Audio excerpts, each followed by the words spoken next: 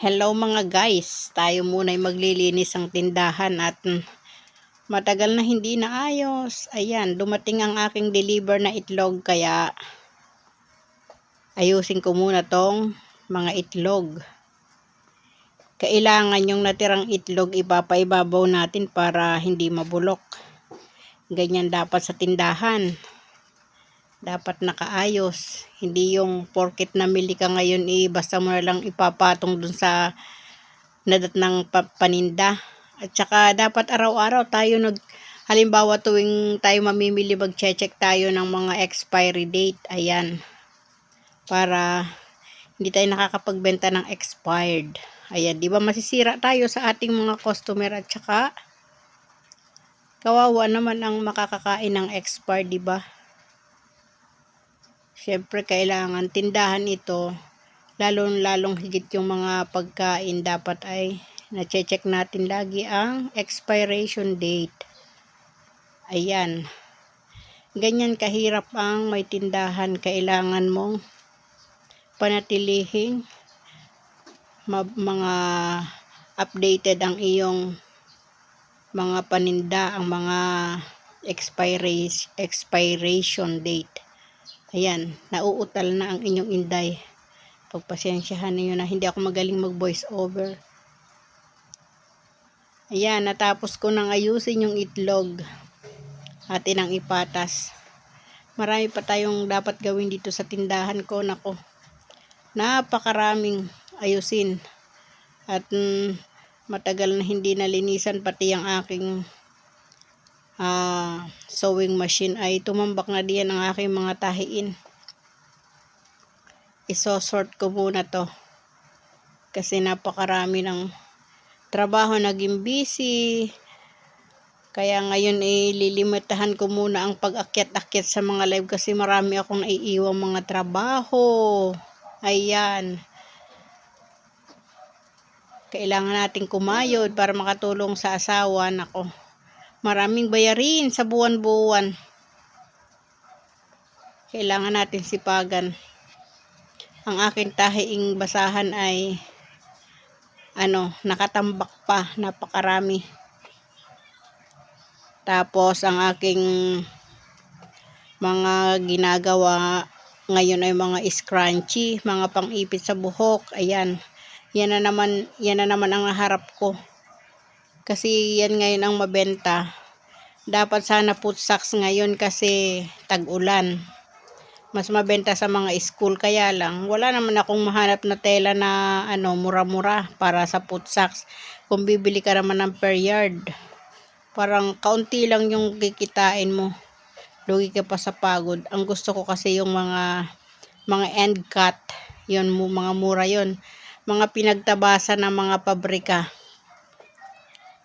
Yun ang maganda. Kailangan tayo maging madiskarte sa buhay, 'di ba? Kung saan tayo kikita, doon tayo. Kaya ang ginagawa ko, yung mga ginagawa kong foot socks at saka scrunchies ay yung mga retaso na lang. Hindi naman maramihan yung aking paggagawa ng scrunchies. Hindi katulad ng mga may sinusuplayan ng scrunchies at saka pang-ipit sa buhok, hair accessories na kailangan halimbawa per 100 per bundle. Yun sa akin po ay pangmaliitan lang. Ako'y nagtatahi ng mga mararami ay yung basahan at saka foot socks. Kasi ang foot socks at basahan may sinusuplayan talaga ako. Pero yung mga pang-ipit sa buhok, wala pa akong nasusuplayan sa ngayon. Doon lang sa maliliit-liit na tindahan na umu-order. Ayun, may taga-tinda ako. Katulad kagabi, ilan yung kinuha ng aking taga-tinda dahil may siya, yung nagtatrabaho doon sa kantin sa labas, sa may clubhouse. I-display daw niya doon sa tindahan. Hati sila sa tubo nung mayari ng kanyang pinagtitindahan. O, diba? Siya nga nagiging madiskarte sa buhay. Kahit siya ay nakikitinda lang. O di ba dapat sa mga nanay ganyan talaga. Kailangan ay maging madiskarte. Paano tayo makakatulong sa ating mga asawa kung tayo ay hindi hindi maparaan. Mag-isip tayo ng mga kapaki-pakinabang na maaari nating maibenta. Ayan. Maraming salamat nga pala sa mga laging sumusuporta sa akin, lalo kay Sir GPC Backyard, kay Ma'am Gabs Mix Vlog, kay Ma'am Alicia Bataray. Ayan, lalong higit kay Sir June. Di ba si Sir June napakalaki nang naiitulong sa akin. At kaya kailangan pagka pinapaakyat ako, umaakyat ako kahit na hindi naman ako magaling kumanta, pang-entertain lang ba ng mga manonood niya. Yun lang ay kahit doon ay maka-payback ako sa kanya, 'di ba? Tsaka shout out sa aking ka-team, si Ma'am Lilet, si Ma'am Seros. Ayan. Si Sir Saijan Hunter. At tsaka isa shout out ko ay si Sir Dennis na masyadong supportive. Lagi siyang nandiyan sa mga video ko at sa aking mga live. Maraming salamat, Sir Dennis Vlogs. Hayaan mo at lagi akong susukli sa mga kabutihan nyo sa akin. Basta't ako'y may time. Ayan. Shout out, Ma'am Chanel. Ayan. Yung mga laging sumusuporta sa akin, kay OFW Mangyan Vlogger na aking kababayan. Maraming salamat sa suporta. Ayan, laging busy si Inday. Tuloy natin to paglilinis na to. Kasi yung mga retaso ko dito, tumambak na dito sa aking makina. Nahihirapan na akong manahi. Hindi na ako makakilos ng maayos. Ang liit-liit nung space ng tindahan ko. Hirap na hirap nga ako dyan pag ako'y nananahi. Tapos may bibili. Bago makaalis sa upuan ay kailangang magdahan-dahan kasi masasagi mo yung mga paninda. Maliit lang yung space ko. Kasi isiniksi ko pa dyan yung makina ko para habang ako ay nag-iintay ng mamimili, ako ay nakakapanahi. Kasi kung yan ay ilalagay ko dito sa garahe, paglalabas ang e-bike ay masikip. Kaya nga binenta ko na yung aming sasakyan. Kasi pampasikip lang, hindi naman masyadong nagagamit. Hindi naman kami mahilig gumala. Yun ay kaya binili namin ay ginamit ko lang nung nagpa-chemo ako. Kasi para may service kami. Mahirap kasi yung yung nagko-commute, lalo na after ng chemo na hilong-hilo ka pa at nagsusuka ka. Kailangan ay may sariling sasakyan, may sariling service. Kaya yun, hindi naman nagagamit na. Binenta ko na. Hindi naman din mahilig gumala ang asawa ko, lalo at lagi siyang busy sa pagdadrive, sa pamamasada. Yes, lang ang aking asawa ay jeepney driver. Kaya kailangan magtulungan para mapagkasya at makabayad sa monthly bills. Kaya kailangan nating diskartehan ang buhay. Tapos may pinapag-aral pa rin. Meron akong grade 11 tapos 4th year college. Ayan.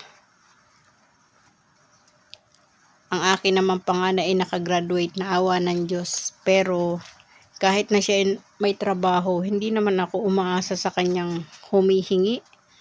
Magpasalamat ako pag magbibigay, pero hindi ako yung hihingi. Kailangan natin kumayod sa sarili natin.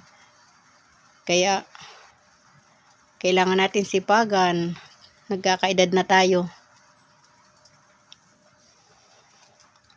Kailangan ay paghandaan natin ang ating pagtanda. O diba? Maraming salamat sa lagi ninyong panonood ng aking mga video. Napakalaking tulong yan sa aking para ma-monetize. Sana nga ma-monetize na agad ako para mas madali. Hindi na ako yung masyadong nagkukumahog sa ng WH. Kasi pag monetize na, kailangan pa natin sipagan pero hindi kailangan kumayod ng husto. Ngayon, inuubos ko yung oras ko sa YT kasi sa aking blow up napapabayaan ko na yun. Kumikita na ako doon sa blow up kaya lang itong YT ko kailangan kong tutukan. Ayan. Kailangan lahat ng mapapagkakitaan ay ating gawin. Katulad sa mga online, sa mga social media. Lahat ay ginagawa para makaroon ng sideline. And ilalabas ko na yung aking mga basyo ng soft drinks. At masikip sa tindahan. Yung mga benta ko sa maghapon na soft drinks. Hindi yan pa mga basyo. Hindi ko agad pagkabenta kasi hindi ko agad inilalabas. Pampadagdag pa ng pagod sa maghapon. Napakarami ko nang pagod. All around kaya ako magluluto, maglilinis, maglalaba. Ayan, marami pa nga akong sinampay sa labas. Pasensya na kayo. Ganyan ang ginagawa ko sa araw-araw. Kaya dapat ay laging malakas ang katawan sa dami ng trabaho sa araw-araw. Pagkakakulang ng paninda, kailangang mamili agad para ayaw ko kasi nung bungi-bungi ang tindahan. Gusto ko laging puno. Kahit na papaano ay nakakabenta. Maganda kasing mas maraming mahahatak na customer pag maraming paninda mo kaysa sa bungi-bungi. Ayan lang ang aking natutunan sa pagtitinda kasi nung wala pa akong tindahan, sa palengke naman ako nagtitinda. Gusto ko lagi puno. Umaapaw ang mga paninda para madaling makatawag ng customer. Ayan. Maraming salamat talaga sa lagi ninyong suporta sa akin. Ayan, malapit nang matapos.